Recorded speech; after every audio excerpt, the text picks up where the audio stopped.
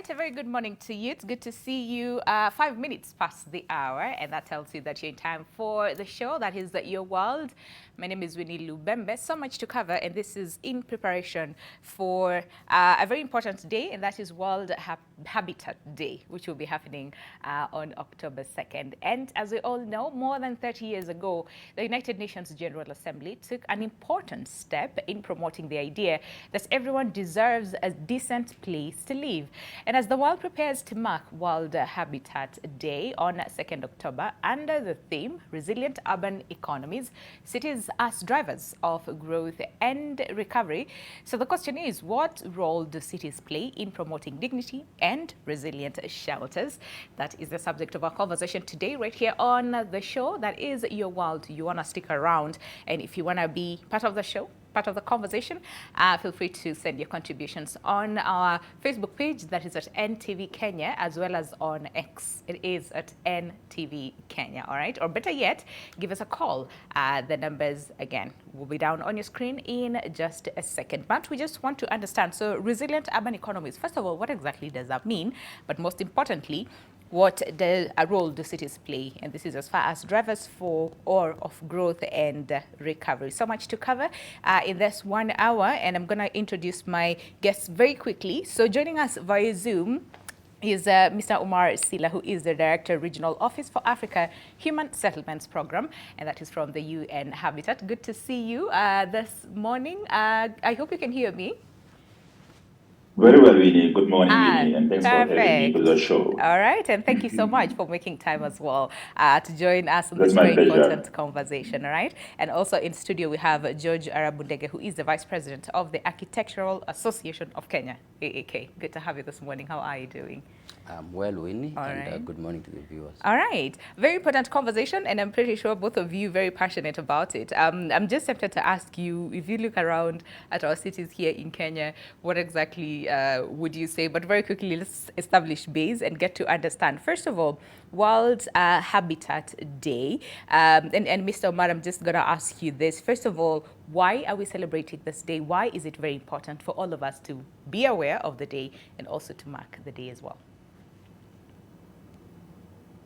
For having me in this show and to talk about the World Habitat Day. First of all, let's start with some figures. As you may know it, today we have more than half of the population living in cities, according to the statistic of the United Nations. And this number is expected, to reach, by 2050, 70% of urban population living in cities and urban area. And specifically in the context of Africa, we have seen the prediction of 1.3 billion living in cities by 2050, which means that today there's a kind of mega trend when it comes to urbanization, and we can say our present and future is urban. But at the same time, as you may know, cities and expansion come with some challenges. We have seen the deficit of housing now, globally speaking, and we are talking about 2.8 billion of deficit of housing facing people and increasing inequalities in cities. And we have seen as well the impact of climate change, how they are affecting, cities, informal settlement, as security challenges. But at the same time, we need to look at the positive aspect, of this urban growth and taking cities as an opportunity for economic growth. Of course, we have some priorities that we need to fill in terms of planning, in terms of management. And that's the reason why we see, this World Habitat Day as an opportunity to take stock and to reflect of the state, of our habitat, of our cities and human settlement. As you rightly pointed out, the United Nations General Assembly has taken, this since 1986, the first Monday of every month of October, every year, to celebrate this World Habitat Day. It is an opportunity to share vision, to share experience, and share knowledge among international community, how best we can, shape our future in cities, knowing that it is critical for transforming, livability, also living condition in cities, and offering opportunity, as I mentioned, looking into consideration all those challenges we have seen in terms of inequalities, in terms of access, to water, sanitation, and decent housing. But today, I think this year, this World Habitat Day will be celebrating in Azerbaijan, in the cities of Baku on the 2nd of October, as you mentioned it. And this is given an opportunity to all of us now to reflect how best we want to shape, the future and the destiny of our cities. That's the reason why UN Habitat is paying attention to this particular day and overall in this particular month, just to reflect and also give opportunity to think of better our cities in terms of livability, in terms of quality of life. Thank you. All right, and still on this, same, and this is even as we mark the World Habitat Day on October 2nd. There's also the launch of Urban October. Do you want to just mention that a little bit and tell us more on the same, because it runs throughout the month of October? Exactly, it's the whole month of October of celebration, we can call it like that, and bringing all stakeholders from academic decision makers during the whole month to take stock where we are on our urban development, what are the challenges and what are the opportunities we need to harness to make sure cities are contributing to offering opportunity and reducing inequalities for all of us. That's the reason why we are getting a number of events and a number of exhibitions in all the months of October. Of course, World Habitat Day, which is the 2nd of October, is the milestone. But at the end of the day, it's more about reflecting, this urban growth and progress in the whole months of October. I hear that. And very quickly, the global chief, and this is heat officer to the UN Habitat, says or has actually warned cities to brace for higher temperatures. All right. So I'm just curious from you, how are cities, first of all, doing? What is the state of cities? And this is as far as, hosting people, and like we're saying, it's not just structures, not just building, but ensuring that people have places that is dignified, right? So what state would you say we are in as global cities, but most importantly a special emphasis on African cities? Very quickly before we speak to George. I think we just take stock, on the progress made on this SDGs 11, which is sustainable cities and communities. Of course, we are far from reaching, our goal and our target on this particular SDGs on the way that we are making cities as a livable space, of course. And there's some factors, we shouldn't ignore. One of the factors, of course, we have been going through this pandemic for many years and has affected, this urban fabric, economically speaking. But also we have all these challenges related to environmental issues, when it comes to pollution, when it comes to impact of disaster and hazard to our cities. So which means that, of course, there are some challenges that we are facing right now in Africa. But we shouldn't be just, being pessimistical on the way that we see this, as I mentioned, the city is not only a collection of issues and of problems. There's opportunities that we need to harness. And the whole question in Africa now is, what do we need for this to be possible, to transform our cities more livable and also into harvest, of peace and stability and economic development. That's why as UN Habitat, we believe that looking into the planning aspect, the governance aspect are critical in transforming our cities. And today we are engaging with cities and central government to really, bring this framework that we need to transform our cities in a way that they can have, quality of life, decent life, as you mentioned in your question. I think which means that in terms of coming to the context of Africa, of course, there's some challenges, but the perspective is, I think, giving opportunity to really improve living conditions in cities in Africa. I hear you. Let's come back to Kenya a little bit and focus on our cities, George. And when we talk about sustainable, cities or sustainable urbanization, what exactly does that look like? And in this case, in our context as Kenya. And then, of course, my second question will be, so where are we? Thank you, Winnie. And just to mention, I'm here just representing my association, which is made up of 8 different professions. And our main strength is really bringing the idea of collaboration when it comes to planning and matters of development control. In Kenya, and I think the same could be true in Africa, we can only contrast our situations with what's happening with the older cities around the world. And for example, just to compare Stockholm and Nairobi, not for any good reason, but just to mention that today we are actually starting an annual convention and congress collaboration with Stockholm and Nairobi, so I can easily compare that. You know, Stockholm is about 700 years old or older. Nairobi is just over a year old. Yet Nairobi has more than 4 times the population of Stockholm. Okay. Stockholm is more people-centric. It has more attention to non-motorized transport. On the flip side, Nairobi seems to be focusing on vehicular traffic as a measure of growth and development, while the other cities around the world, which are more developed, are looking at how they can make the cities for people. So when it comes to our challenges here and our current situation, is that we have very young cities that have grown very fast, and populations have boomed. The good thing about our cities is that they are very vibrant, and we have this human capital that we have not taken advantage of. We have these thriving activities of people who are working under very difficult circumstances to make it. So all we just need to do is plan with the people in mind. And if we do that, what will happen is that cities in Kenya, and remember we are now getting into the 5th city, and technically the idea of devolution in Kenya should then mean that we could be looking at almost 47 cities in a not so far future. But does that mean that a city is a place with big buildings, or a city is a place with many cars and roads and traffic jams like Nairobi? I think not. Cities are actually becoming what they were before, when there was no cars. It was about people. The people came first. So these are the challenges that we are facing currently, that we have the people, but we are not designing for them.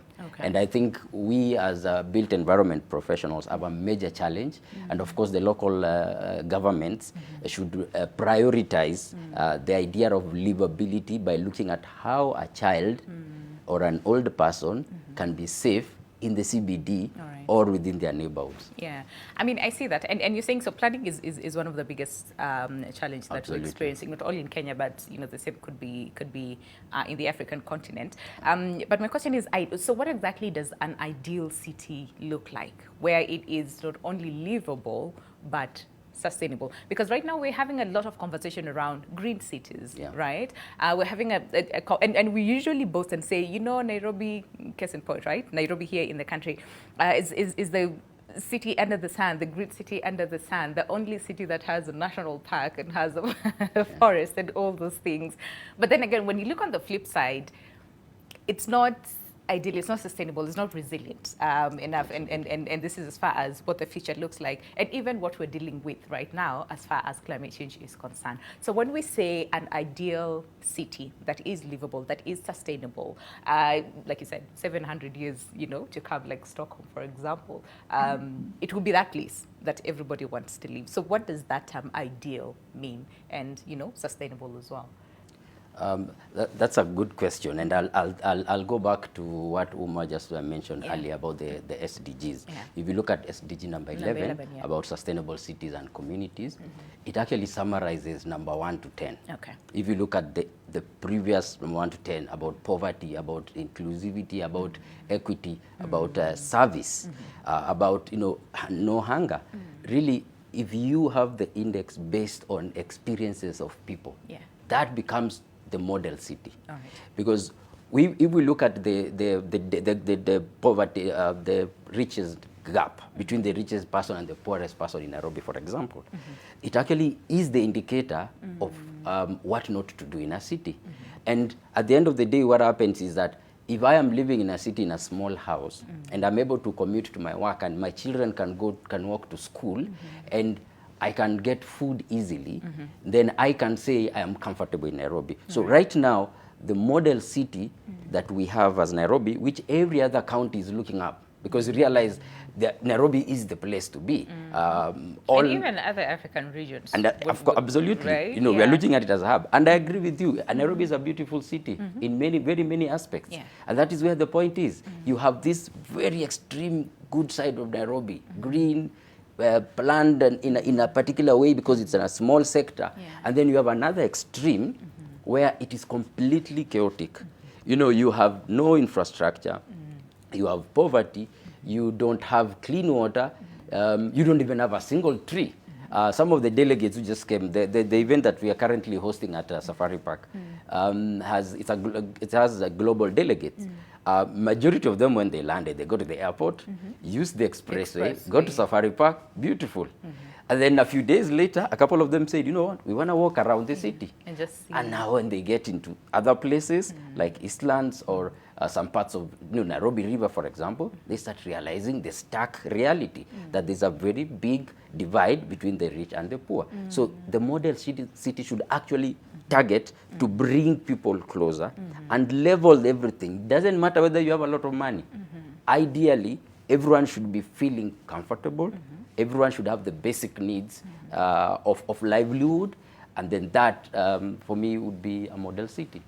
I see that. I see that. And Mr. Omar, just to pick up from what George talked about, and this is the fact that number one, it should be safe.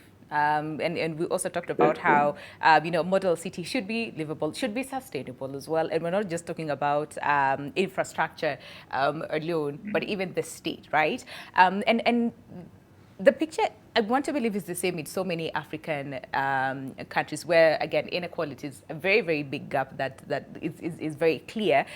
So the big question is, so then what is the biggest challenge towards achieving this equality? Because at the same time, we're also seeing a lot of rural-urban migration, which contributes to the influx in the cities. So what is the biggest challenge in terms of balancing?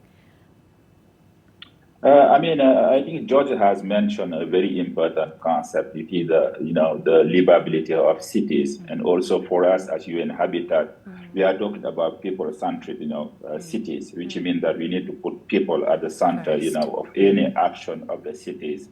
When you talk about challenges, of course, and which is coming back again to the topic of World Habitat Day, which is about the financing aspect. Our cities and the trend of urbanization in Africa is not coming with economic growth and transformation. Unfortunately, we missed something because of our policy, because of our institutional framework, because of the weak governance system. Which means that if you really want to transform cities in a way that citizens can feel inclusive, and being part and parcel of the process, of course, we need to look at the governance aspect in terms of participation, being able to capture the need and aspiration of communities. And that's something I think we have seen today in Kenya with the devolution process now, where we have, the center point of decision making, we make it closer to citizens and others. The second point as well is the vision, really. It's very important to make sure that when we are talking about urban growth, we are anticipating the challenges coming with all this, urban expansion, demographically speaking, land use planning, making sure we have a source of revenue in the cities. Unfortunately, the policy is not foresight, in the visioning aspects almost lacking. At the end of the day, we find ourselves, is constrained by the lack of service delivery and insufficient social protection for citizens.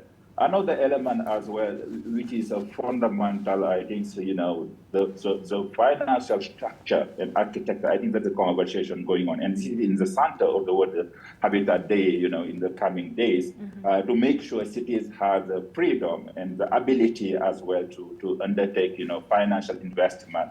One challenge they are facing at this particular junction is, the capacity to develop bankable projects, because we have good ideas, we want to attract investment, but we don't have capacity to translate those ideas into bankable projects. At the same time, we have a lot of institutional and legal constraints as well for cities. Today, you have few cities that can, contract bond in the market because of political reasons, because also in terms of viability, financial viability of the cities on unlocking, on source revenue. That's why UN Habitat is working closely with cities and central government to look at this financial architecture in the context of local development and how we can empower cities to be better off, to deliver the services, but also to respond to the aspiration of communities.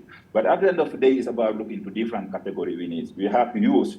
They are critical and very important on the development of our cities of Africa, because they are here to look for jobs, to look for opportunity. And today we can harness the value of digital system to allow those youth for startup and to be part and parcel of the local economic development. Also, women are playing key role. That's why we develop what we call, tool planning to make sure women aspirations are captured in the process of planning, as mentioned by my colleague George. It's very important to look at this inclusivity, to look at the institutional framework, but also the issue of accountability through governance is fundamental for our cities to make sure, governors and all institutions are responding to the need and aspiration of communities. I think for us, this is the way that we should be looking at cities if we want to create a livability and improve living conditions and reduce inequalities, which is arising because of lack of revenue and source of revenue. Thank you very much. I see that. And one of the other challenges or key factors to consider is the fact that 90%, I would say, and especially when it comes to major cities, are mostly residential. And day in, day out, we're seeing more residential, projects coming up. And that means land that was, initially sort of like green, was used for other projects is now being converted into residential. How much of a detriment is this when it comes to resilient cities and livability of cities? I think we come back again, Winnie, on the issue of urban planning. Urban planning is about projecting ourselves, on how we want to use our space and how we want to use our resources and others. So we cannot just, let the urban growth happening and sprawl happening without looking into the strategy and spatial dimension. Of course, we need to articulate, the spatial planning with the national urban policy in terms of guidance and others. When it comes to greening of cities, of course, it's important to take into consideration different users of spaces and need of people in the cities. Unfortunately, most of the time, we have seen, a very vague way of, using our land. I mean, that's a critical matter we need to consider. And I think in Africa, we are not paying much attention on the issue of land. We are taking it as a bottleneck. But in terms of opportunity as well, as long as we get right, our land use planning, we'll be able now to cater the need for greening, to cater the need for mobilities, to cater the need even for future generation.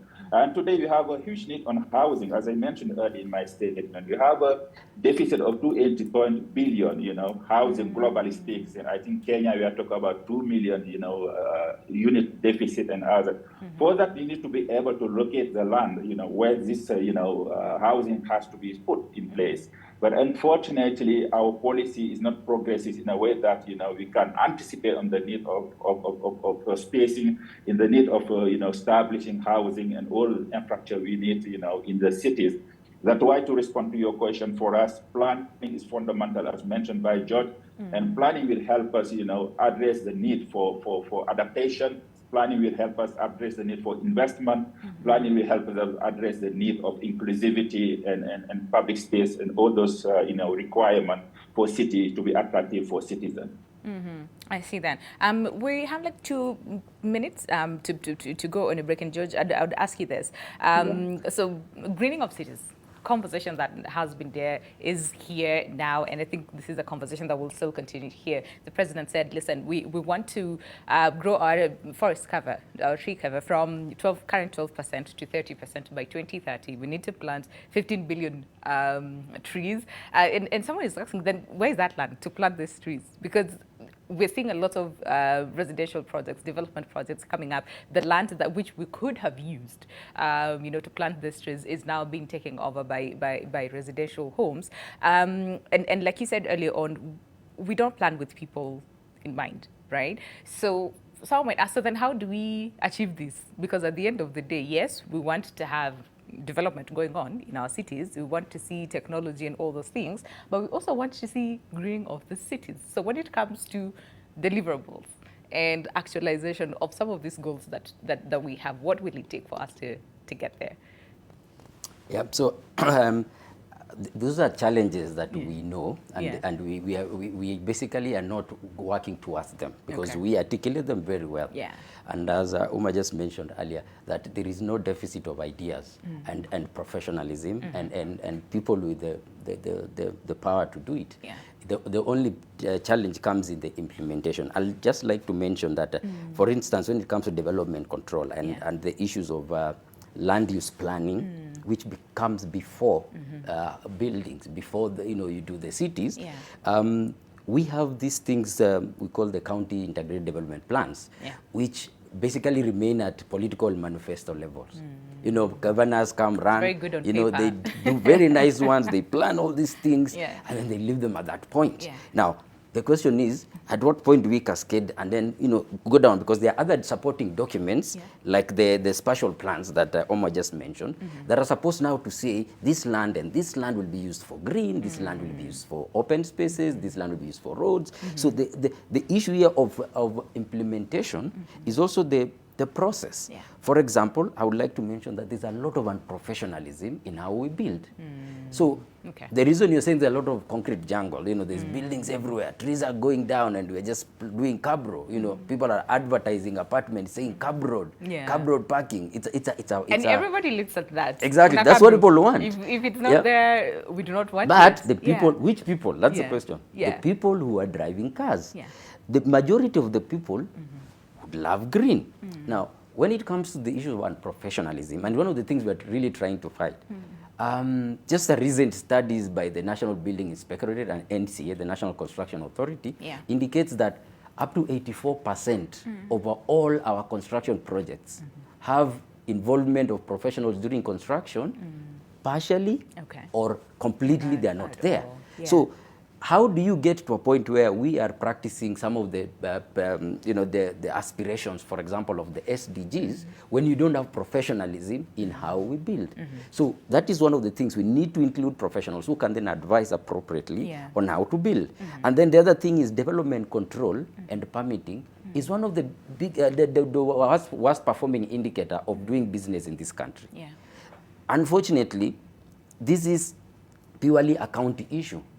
But what is the county doing? Because they are acting more of gatekeepers rather than enablers of development control. So what do Kenyans do?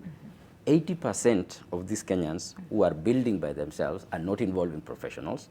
They're just building the way they want, and they are focusing on maximizing on returns on investments and not caring about their neighbors. Development control is not about punitive actions on the people who have land, but rather is for having equitable spacing of how development is done and considerations of other people. So, for example, setbacks along roads. You know what happens? You go to some streets, people are built right up to the road. So there's no place to plant a tree.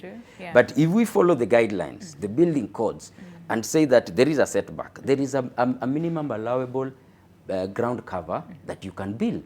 The rest of the land is supposed to be left open for vegetation. But if someone comes and says, I want to maximize, I want to do 800 apartments on a half an acre plot, where do you have space to plant trees? So, so again, we go back to planning. If we plan, because spatial plans are long term. They are not, 5 years, governor goes, the next governor comes and does his own CIDP completely with new things. It's supposed to be a long term.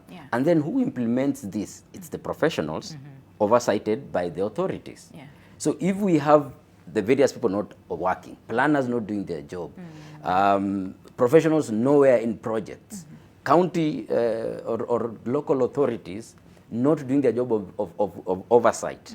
What happens? We end up with chaos. We end up with what we call unplanned development, and it also becomes something we call the urban sprawl, where people who don't have enough money go further and further outside the city to build, and then the government does not have enough funds to do services to the farthest reaches of this city. So all this compounded basically end up with what we are calling this all chaotic situation. And I would say that it is possible to plant those many trees. All we just need to do is start today. And we just need to get the right people to do the job, as opposed to what I would say traders and other people whose interest is just making short-term gains. I mean, that's true. And in the country, we've had structural challenges. We've had buildings, collapsing left, right, and center. And like we're saying, sustainable, livable cities is not just, made up of like good infrastructure and all those things. It should also be safe for the people. Absolutely. We'll come back and get to understand when it comes to, and especially residential, we're talking about this yesterday, and you said, Lisa, it's not just about the building, but how healthy are these homes that people are living in. So we'll also take stock on the same, but also get to understand, so then how exactly is UN Habitat supporting the countries? And this is to achieve SDG goal number 11. All right, so all that is coming up after the break. If you have any question, feel free to interact with us on our socials at NTV Kenya, both on Facebook and on X. But if you want to call in live as well, our lines are open, but we'll be doing that after the break. Stay with us. This is Your World.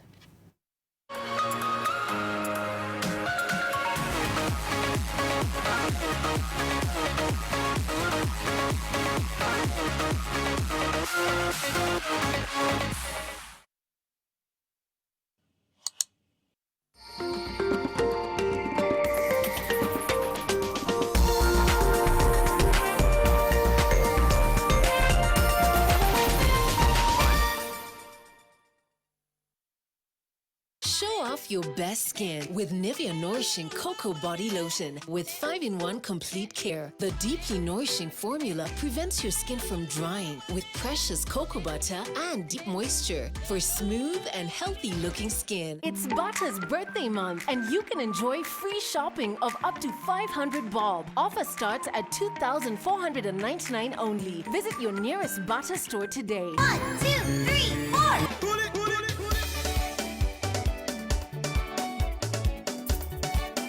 Tune in to NTV every weekend at 9 a.m. for Kids Adventures, the ultimate cartoon extravaganza. Don't miss the laughter, fun, and magic. Selfish, selfish, selfish, selfish. Selfish, selfish, selfish, selfish, selfish, Hey. And it's not just about entertainment, it's also about teaching valuable life lessons. Let's practice sneezing into your elbow. Achoo! Yay! You did it! I'm going to show you how to decorate a bottle using glitters. Let's go.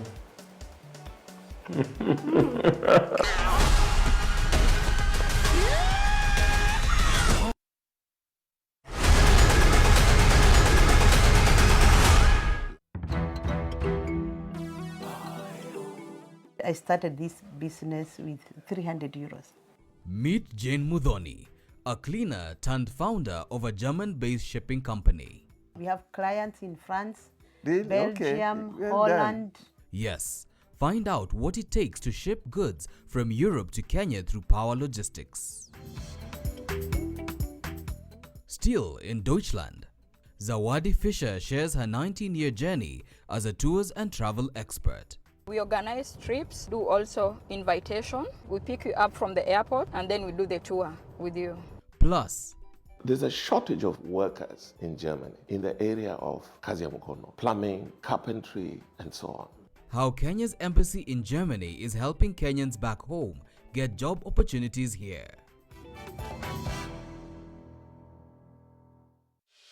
You do your best out there, let us do our best in here with the disinfecting power of Jake.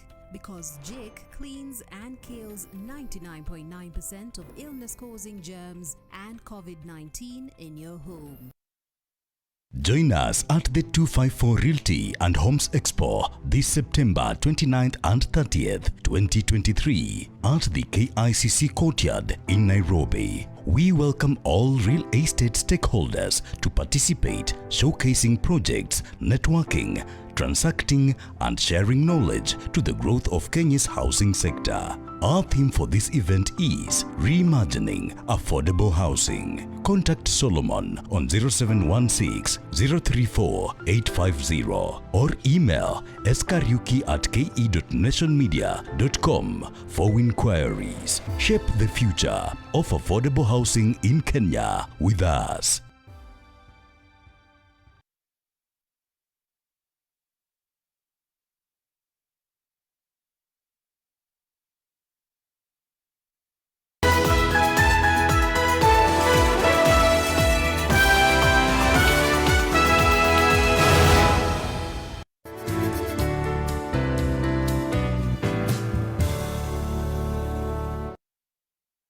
Following the gazettement of Two Rivers as a private, services-focused special economic zone, the first one of the kind in Kenya, there is no better time to own a home at Two Rivers than now. Text the word Cascadia to 22365.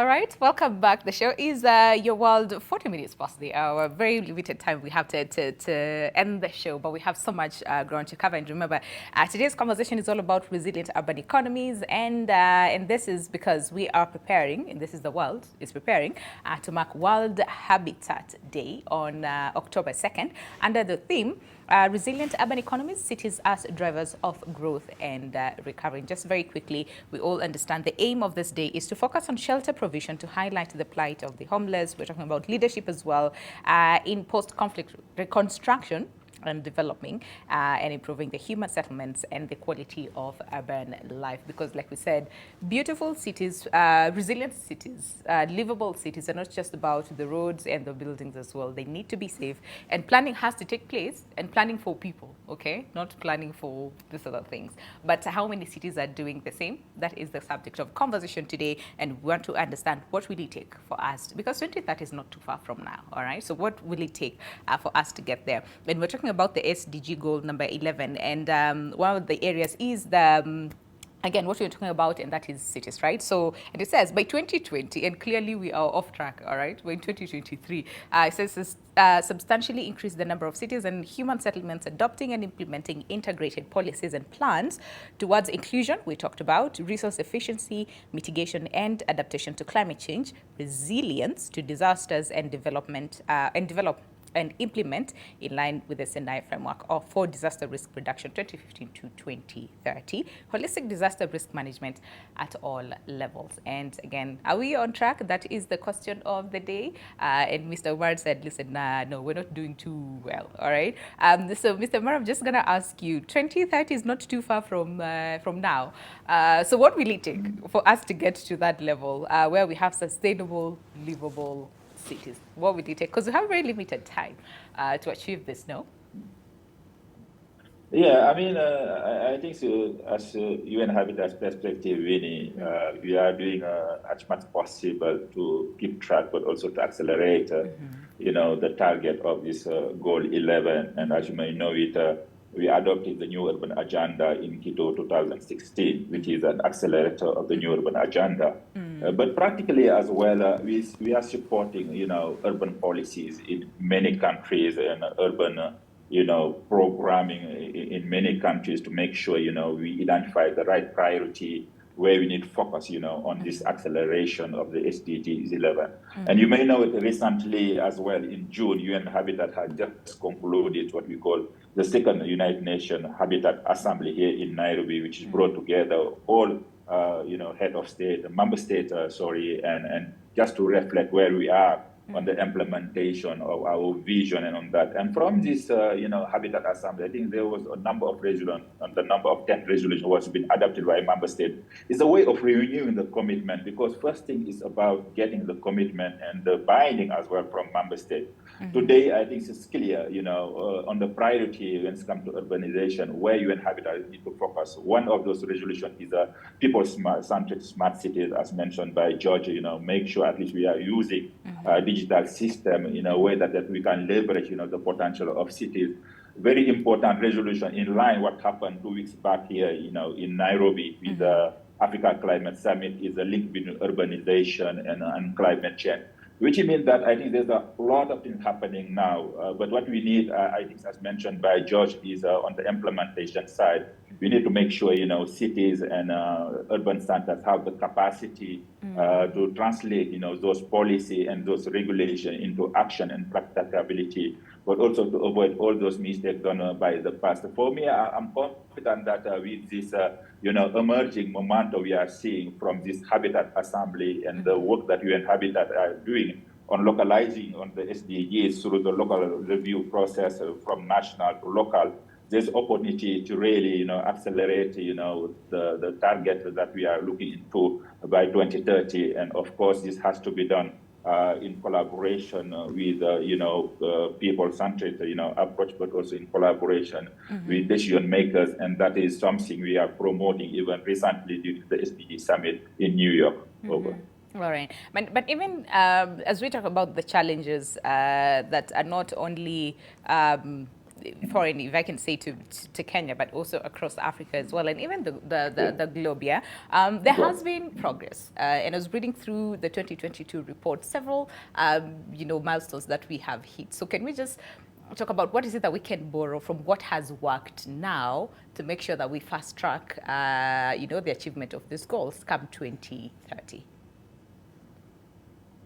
I mean, for me, as I mentioned, taking into consideration the context of Africa, one dynamic is the political dynamic we are seeing on addressing the issue of urbanization. And I think the first thing we need to commend and acknowledge is, the emphasis we have seen during this Africa Climate Summit, with 27 heads of state agreeing that cities is central in addressing, the impact of climate change, in Africa and globally speaking, which is, and also at the African Union now capturing this discussion. And things when it comes to the African Union now, there's a process of nationalizing what we call the Africa Urban Forum, going to happen every 2 years. I think just building on this momentum, it's something where we need to start. And political will is determining, I think, the course of action we want to take, to address these urbanization challenges. Secondly, as well, I think, as you mentioned, we have seen a lot of good experience, good practices all over the world, how people are addressing the mobility aspect, and I think that Kenya is looking best practices, best experiences in other countries, which is, offering opportunity as well to innovate a bit, and that's some factors as well that UN Habitat is promoting in terms of innovation, but also in terms of cross-fertilizing different cities and different countries. And I think that's something positive we can see, and being able to bring this transformation we need. So just to say that, of course, we have those challenges, but at the same time, we have seen a dynamic in Africa at the local level, at the national level, at the continental level, on bringing in the forefront this issue of urbanization. But also, just a very important point is how we can flip, the narrative and bring, this positive, aspect of urbanization, which is very important. Of course, we have been dwindling on the issue of informality, but at the same time, if you know that cities is producing more than 70% of GDP in many countries, why not Africa? And that's where I concur with George. We need to look at the enforcement aspect of our policy, our national framework, look at the capacity aspect of it, and look at the governance of it. From there, I'm sure, we'll be able to meet, the target. I see that. And one of the things that we're also dealing with right here in the country, George, is quality. So we usually talk about, and there's a lot of conversation, and even right now, as far as affordable housing is concerned, and one of the things that people would say is, so quality, because again, like we said, we have had issues with, structural challenges right here in the country, buildings collapsing left, right, and center. Question is who's to be held accountable? The ones who are supposed to be held accountable are not doing their job and all those things. But can we briefly talk about the people themselves? How aware are we as far as, first of all, our rights to live in a safe and resilient city? But even other than that, like you're saying, even walking along the roads, we focus more on the vehicles as compared to the people. Accidents here and there. So how aware are people, first of all? And what is it that we need to do to, first of all, help with this and sort that out, and then even as we focus on planning and bringing professionals on board, at least people are aware that this is what a livable city should look like. Just allow me, we need to say that in terms of again, just the question you asked earlier to Omar about what we've done right and maybe what opportunities we have. It's very important for us to mention that the idea of densities and how people are managing to live in close quarters, a lot of people, it's actually itself an opportunity. Okay. And the idea that we can look at African cities as being very vibrant. And I think this is an opportunity. Now look at the issues of the amount of money and the inputs. That is another opportunity. Okay. The only question is that how is it being done? How is the money being done? And you mentioned collapsing buildings and the quality of what we are building. Yeah. It's a waste of money because we have the money, we are doing it wrong. If we just do it right with the resources we have, we can quickly fast track and cover this a short period of time we have to the deadline. Yeah. Now, how are people aware? This is an interesting question because take, for example, the idea of most people don't know what an architect does.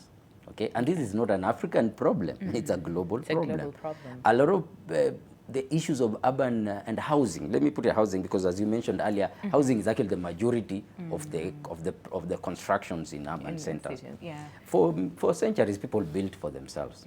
Okay, the complexities of building tall and building within closed small plots in urban centers is something that we need to embrace. But now that's where the issues of professionalism come in. Okay. The majority of the population might want to do the right thing, but they might not be aware that they need such and such services. I'll give an example. A lot of developers actually discover that they need an architect and a quantity surveyor when they go to the bank. So I say I want to go and borrow money to build.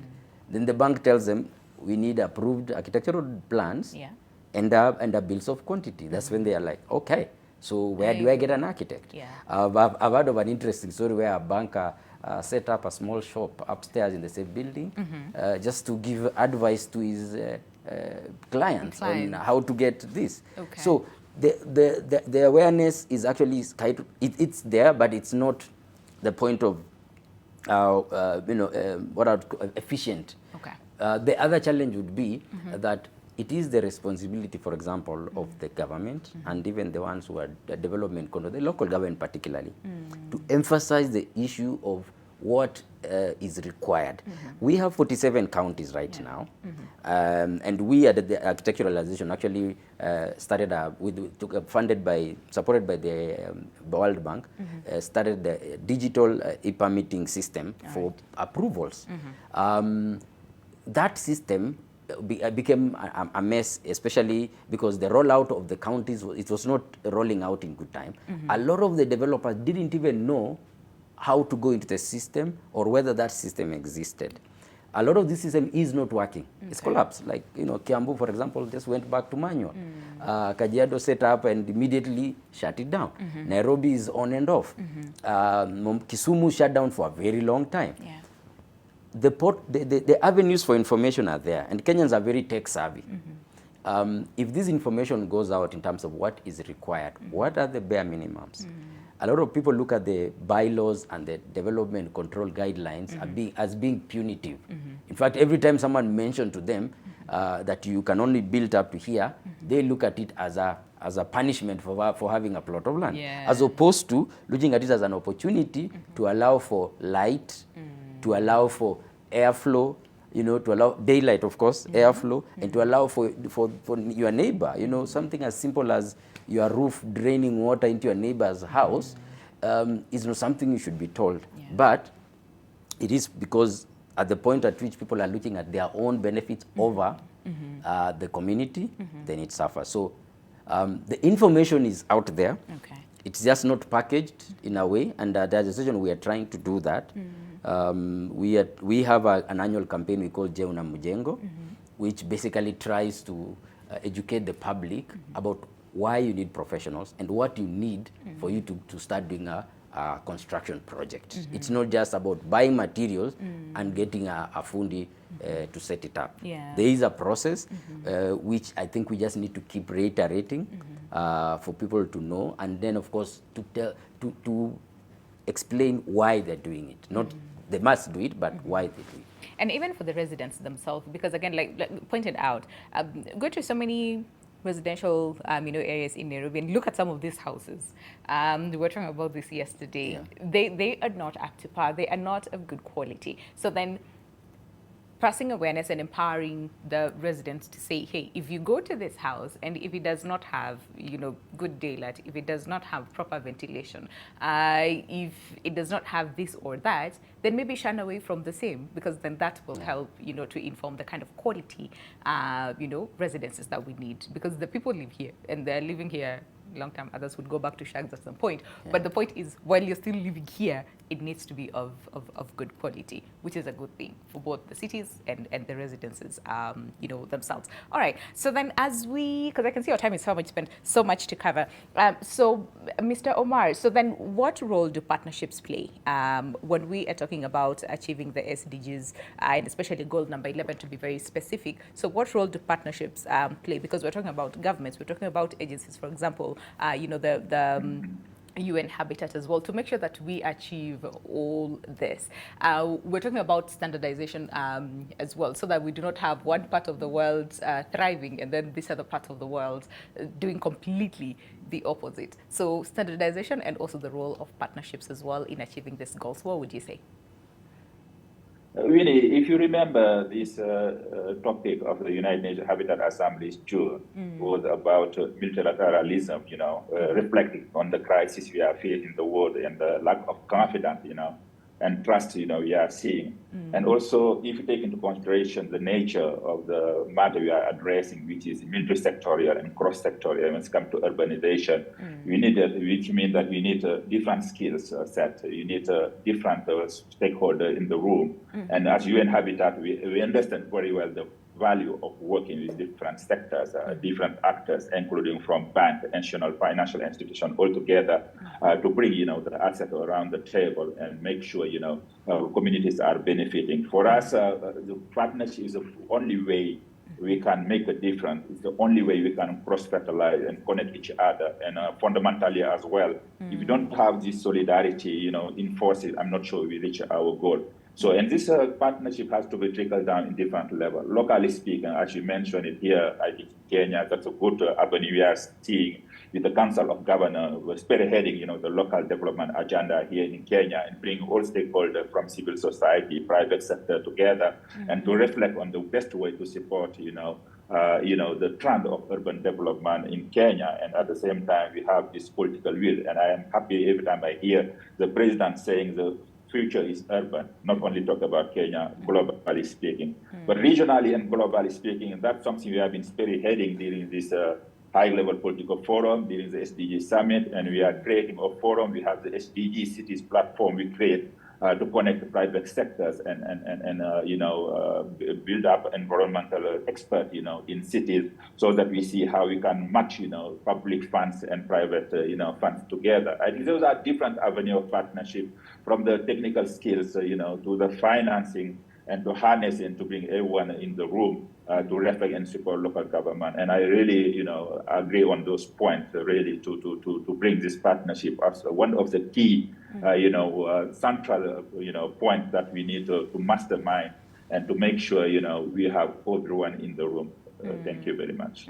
All right. And George, can we quickly talk about leveraging technology? And this is in improving, first of all, our cities, but also making sure that it's sustainable, even for generations to come, because we want them to find a better, better urban centers, better cities that, is livable, like we said. How then best can we leverage technology?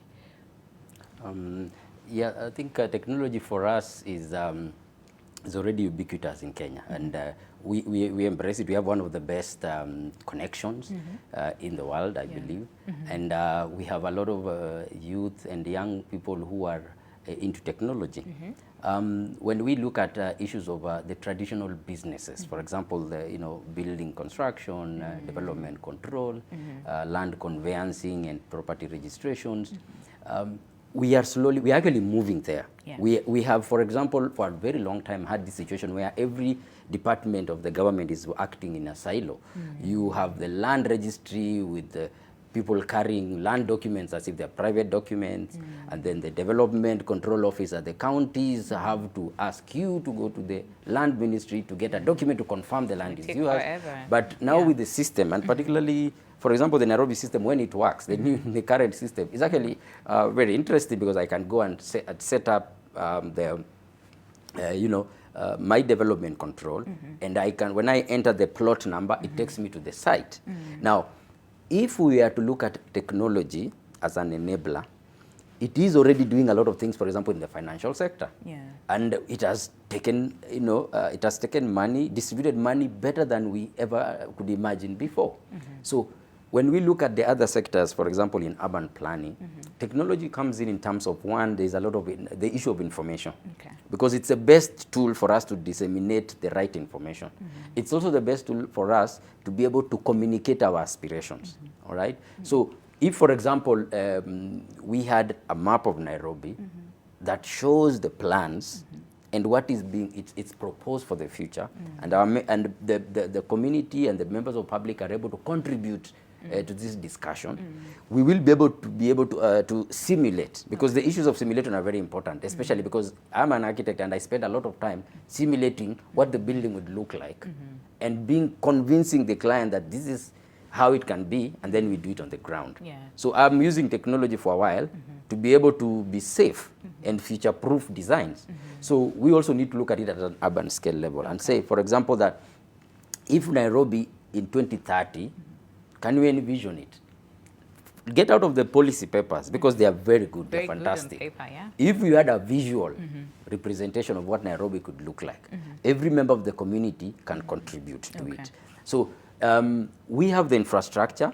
I think we just need to have this idea, and I know a lot of local authorities are very averse to adoption of technology, particularly because of exposure. All right. Okay, so we have something, for example, called building information modeling, which is a new way of designing and managing projects that is able to envision conflicts in the project from the various partners, you know, the ones who are designing it. All right. So if we move towards the point where we don't get afraid of being exposed by the technology, and seek more inputs by all stakeholders, I think then technology in itself becomes one of the most important tools that we work with. I see that. Allow me to take that as your parting shot, because we literally have to end the show That's right all now. right. Mr. Thank Umar, you. very quickly, in terms of as we prepare for Monday, so what conversations would you want to hear, and what exactly is the future, of our cities, even as we prepare for 2030?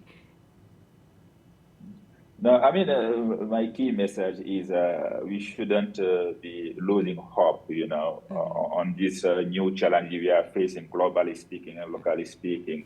The whole question we should be asking ourselves during this, Urban October is what do we need to harness, this potential in cities to improve living condition, and what model of partnership do we want as well, and certainly how we can bring, people in the center of the conversation when it's come to livability, when it comes to sustainability of cities. So I'm happy that there's a lot of program happening now in Kenya. We're going to give us opportunity to take stock on the implementation of the national urban policy in Kenya, but also taking into consideration the new discourse and the new conversation on the financial architecture happening now when it's come to climate change, how to trickle down this conversation at the local level so that citizens can see what contribution they can bring, but also how this conversation can benefit them in terms of harnessing, those opportunities, those green climate fund is offering. Because cities, as I mentioned earlier, are struggling, as you mentioned, Winnie, by yourself, with disaster, climate change issues, and which is a big loss, against our contributors, locally speaking, which means that we need to have an overarching analysis of this trend to be able to fix our trajectory on the way that we're going to address those matters, but also creating, opportunity for investment, opportunity for job creation in cities and urban area. And I think we can make it. It's doable, and we can make it. And we need just this political will and this effort required from all actors to come together, to establish this framework to work together. I think that's the message and what I'm expecting from this, urban months, so that UN Habitat will be in a better position to support cities and municipalities on achieving this sustainable development goal. All right, I see that, and it's doable, and we can make it happen. Thank you so much, and I like that we're ending the show on a positive note. It's not all doom and gloom, and there has been progress made, and so much can be done. Thank you so much, Mr. Umar Sila, Director, Regional Office for Africa Human Settlements Program from the UN Habitat, joining us this morning for this very important conversation, as well as George Arabundege, Vice President of the Architectural Association of Kenya. Thank you so much as well, George, for your time this morning. So much, to cover, and let's keep keep the conversation going on our socials at NTV Kenya, both on X and on Facebook as well. But for now, allow us to say goodbye. My name is Winnie Lubembe. Have yourselves a lovely day ahead. And I'll see you tomorrow morning, 4 a.m. live. But until then, stay safe and God bless. Goodbye.